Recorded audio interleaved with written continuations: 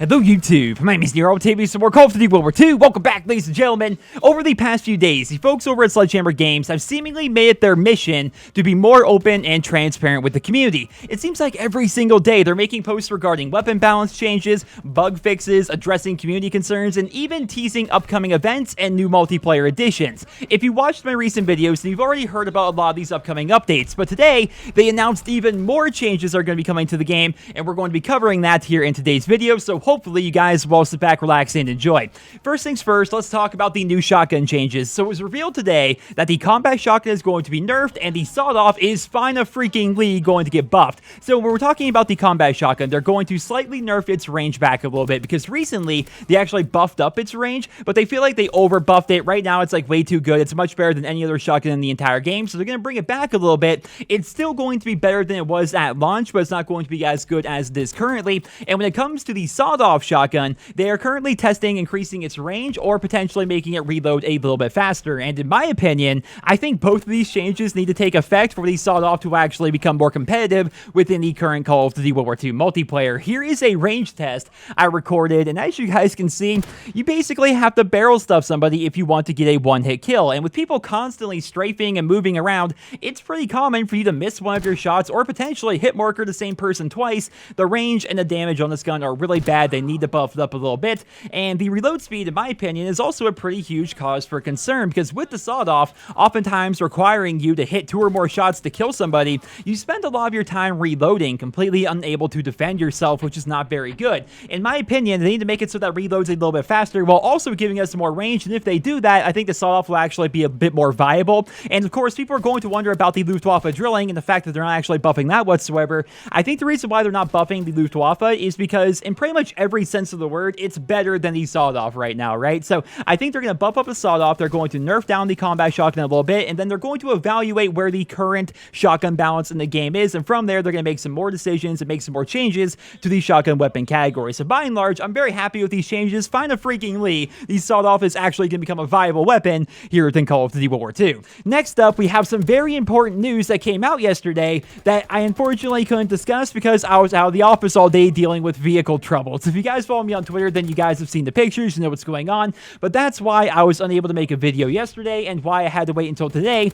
to actually discuss this. So Sledgehammer Games has finally given us a list of important community concerns that they plan to address in the near future. They've heard our feedback, they plan to address these issues as soon as they can, though right now they don't have any concrete information to actually give us. These issues are going to include sprint out times, the spectator glitch at the beginning of matches, domination points per kill, the volume of announcers in war, health regeneration, receiving shell shock from friendly explosions, score streak tuning, and finally shotgun tuning. Now, when they say they plan to address these issues, they mean that some of these are actually going to be changed in one way or another in a future update, but others are working as intended and they plan to leave them alone, and in a future update they're going to explain their design decisions for why they plan to keep certain things the way they are. We know that the domination score is going to be tested with the Domination XL playlist that's coming to the game at some point in January. The spectate issue is hopefully being fixed in next week's update, and the shotgun changes were outlined earlier here in this video. So as for the rest of the issues, we're pretty much left to speculate. They're all pretty much up in the air right now, so here are my predictions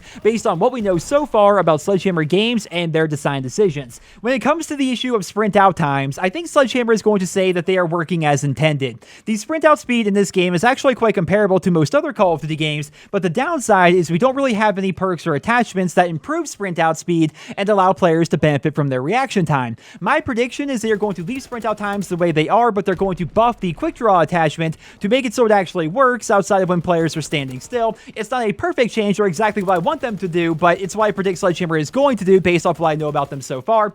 Next up, we have announcer volume levels in the war game mode. A bomb's been planted on our ammo supply! There is no way this is intended. It's quite obviously a bug, and I imagine it's going to be fixed in a future update. Next up, we have health regeneration, which I personally think is working as intended. I've seen a lot of people discussing this, and I want to give my 2 cents here. The reason why I think health regeneration is working as intended is because of the slow time to kill that we have here in this game. If we had really fast health regeneration, that would, in theory, make the time to kill feel even slower because everybody would be at 100% health more often. So picture a scenario where you're using a submachine gun and you're in a gunfight with somebody at medium to long range. At that distance, it can require certain submachine guns 6 shots to kill a target. Let's say you hit them 5 times, they duck behind cover, quickly get all their health back, and then they pop back out, and now you have to land 6 more shots to actually get a kill. There are millions of those scenarios we can actually come up with, but in my opinion, if we had faster health regeneration, it would be nice. Like, don't get me wrong, I'm just as annoyed as you guys are when I get clipped and I have to go hide for like 5 seconds. But if they make it so we regen health faster, in theory, it would actually make the time to kill even slower, which I don't think people actually want. So that's my prediction, but who knows? I could be wrong. These are just predictions after all. Next up, we have receiving shell shock from friendly explosions. No doubt in my mind, this was added to the game intentionally. Sledgehammer wanted the game to feel more intense and gritty, and that's true. Like, if your teammate throws a grenade and it blows up near you, you get a bit of shell shock. It feels more realistic. When an artillery is coming down on top of you, you lose your HUD, your screen shaking. It's intense. I'll give them that. But it hasn't exactly been well received by the community. It's really annoying to always have your screen shaking and losing your HUD because of friendly teammates. So even though they intentionally put this in the game, it was a design choice that they wanted to make, I think they are going to change it based on community feedback because pretty much nobody likes it. It's really frustrating. And this, of course, brings me up to my final issue, score streak tuning. I think it's pretty universally agreed upon that the streaks in this game cost far too much for how weak they actually are. This means that one of 2 things need to happen. Streaks need to be buffed to become more lethal, or they need to cost less, one of the 2. I think this needs to be addressed on a streak-by-streak basis. So the mortar strike and the artillery, in my opinion, should be buffed to become more lethal, but don't change their cost. I think they actually cost the right amount. They just need to be a little bit better for what they actually are. And the ball turret gunner, I would say, is actually pretty powerful. I've shown you guys this clip so many times, so look how powerful the ball turret gunner can actually be. We don't need to buff it or anything like that, but we need to make it so it actually costs less because right now it's pretty much unobtainable unless you are running the requisitions basic training.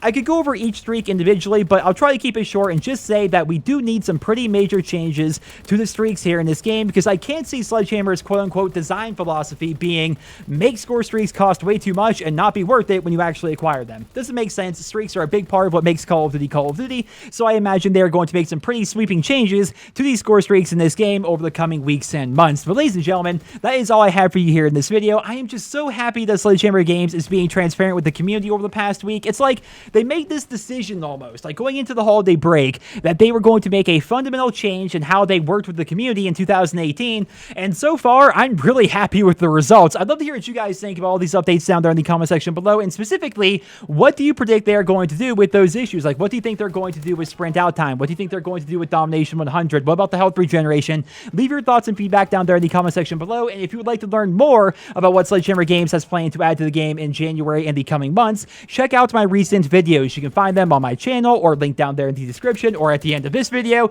Just be sure to go ahead and check them out, and keep in mind that this is just the tip of the iceberg when it comes to news and updates for Call of Duty World War II, because they have a lot planned for us in 2018. I have one final thing I would like to say before I end off the video here, and I know this is kind of off topic, but I think a lot of you guys are going to be pretty happy to hear about this.